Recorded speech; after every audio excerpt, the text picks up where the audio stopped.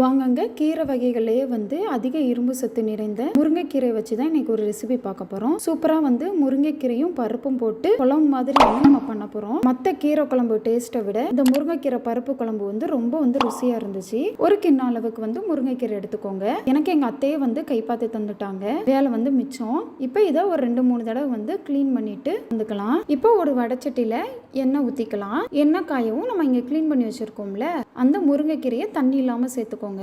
இப்போ முருங்கைக்கீரையை மட்டும் வதக்கிக்கலாம். இப்படி நம்ம முதைய முருங்கைக்கீரையை வதக்குறனால முருங்கைக்கீரையில ஒரு பச்சை வாசம் இருக்கும். அதே மாதிரி கொஞ்சம் துவக்கிற மாதிரி இல்லாம கசப்புற மாதிரி இல்லாம ஒரு டேஸ்ட்ல இருக்கும்ல, அது எதுவுமே இல்லாம குழம்பு நல்லா முருங்கைக்கீரை வாசம் மட்டும் இருந்து குழம்பு நல்லா ருசியா இருக்கும். இப்ப பாருங்க கீரை நல்லா தண்ணி விட்டு வர ஆரம்பிச்சிருக்கு. எவ்வளவு தண்ணி வந்திருக்குன்னு பாருங்க. இனிமே நம்ம நல்லா வதக்கிக்கலாம். ஒரு ஸ்டேஜ்ல நமக்கு தண்ணி எல்லாமே போய் நம்ம ஊத்தணும்ல முத எண்ணெய், அதிலே கீரை வதங்குற மாதிரி இருக்கும். கீரையும் நல்லா டார்க் கலரா மாறி இருக்கும். பாருங்க நமக்கு எண்ணெயிலே வதங்குற மாதிரி இருக்கு. இந்த ஸ்டேஜ்ல ஸ்டவ்வை ஆஃப் பண்ணிட வேண்டியதுதான். இப்போ ஒரு குக்கர்ல 3/4 டம்ளர் அளவுக்கு துவரம் பருப்பு எடுத்துக்கலாம். மற்ற பருப்பை விட துவரம் பருப்புல கீரை குழம்பு பண்ணோம்னா ரொம்ப ருசியா இருக்கும். இதை 2-3 தடவை கழுவிட்டு வந்துக்கலாம். இப்போ இதோட மஞ்சள் தூள் சேர்த்துக்கலாம். செரிமானத்துக்கு பெருங்காயத்தூள் சேர்த்துக்கலாம். 5-6 சின்ன வெங்காயம் முழுசாவே சேர்த்துக்கோங்க. ஒரு மீடியம் சைஸ் தக்காளி கட் பண்ணி சேர்த்துக்கலாம். இப்ப பூண்டு முழுசா போடாம இந்த மாதிரி கொஞ்சம் இடிச்சு போட்டுக்கோங்க. அது இன்னுமே கீரை குழம்பு ருசியா இருக்கும். கீரை குழம்பு எல்லாத்துக்குமே நம்ம மிளகாய் தூளை விட சாம்பார் தூள் போட்டு பண்ணோம் அப்படின்னா கீரை குழம்பு ரொம்ப ருசியா இருக்கும். இப்ப நம்ம இங்க வதக்கி வச்சிருக்கோம்ல அந்த முருங்கைக்கீரையும் நம்ம சேர்த்துக்கலாம். அந்த வதக்கின சட்டிலேயே தண்ணி ஊத்தி அலசி ஒரு தடவை ஊத்திக்கலாம். இப்ப எல்லாத்தையும் கலந்து பாருங்க.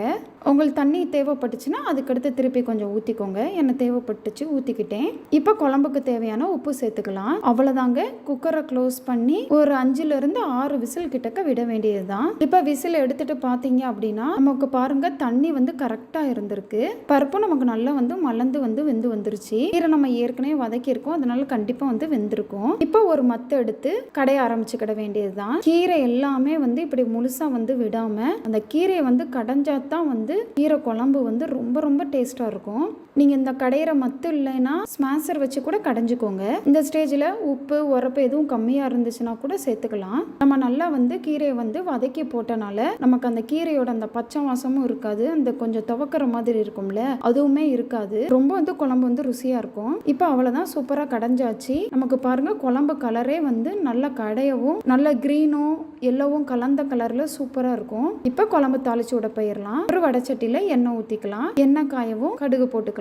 கடுகு பொரிஞ்சு வரவும் கண்டிப்பா கீரை குழம்புக்கு சீரகம் சேர்க்கணும். சீரகம் சேர்த்துக்கலாம். சீரகம் நமக்கு நல்லா பொரிஞ்சு வரவும் வட்டமா கட் பண்ணி வச்சிருக்கிற சின்ன வெங்காயம் சேர்த்துக்கோங்க. வெங்காயம் நல்லா கோல்டன் ப்ரௌனா வர வதக்கிக்கலாம். ஃப்ளேவருக்காண்டி வத்தல் சேர்த்துக்கோங்க. நமக்கு நல்லா வெங்காயம் கோல்டன் ப்ரௌனா வதங்கி வரவும் கருவேப்பிலை சேர்த்துக்கலாம். கருவேப்பிலையும் நமக்கு நல்லா வதங்கி வரவும் நம்ம நல்லா கடைஞ்சி வச்சிருக்கோம்ல கீரை பருப்பு அதை சேர்த்துக்கலாம். தாளிப்புல கடைஞ்சதை ஊத்துனா தான் டேஸ்டே. கடைஞ்சதுல போய் தாளிப்பு ஊத்திராதீங்க.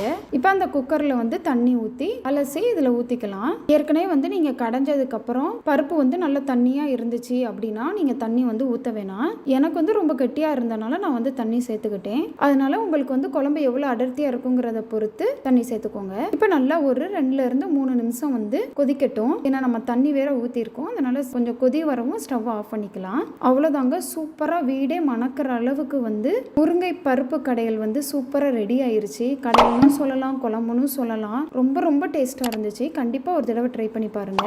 ஃபேஸ்புக்லயும் இன்ஸ்டாகிராம்லயும் ரவீனா சமையலை ஃபாலோ பண்ணுங்க. சேனலை சப்ஸ்கிரைப் பண்ணுங்க. Okay, by.